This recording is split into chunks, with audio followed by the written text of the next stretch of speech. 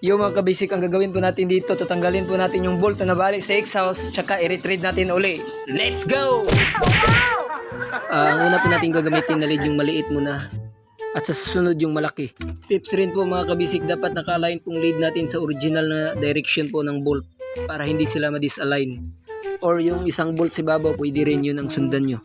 Bali, ang size po na lead na ginagamit nyo yan is equivalent ng 4mm. At pagkatapos yan, papalitan po natin ng equivalent ng 5mm. At pwede rin po mga kabisik, kumuha po kayo ng maliit na stick para pang sukat para mapanatili ang distansya ng bolt. Actually mga kabisik, nagmamadali po tayo ngayon kasi marami pa pong ibang customer. Actually po, dinadayo po ako ng ibang customer.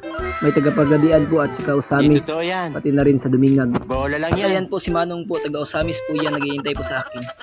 Final size na po yan, equivalent ng 6mm. Pagkatapos mga kabisik, lipat naman tayo sa babaw. Simple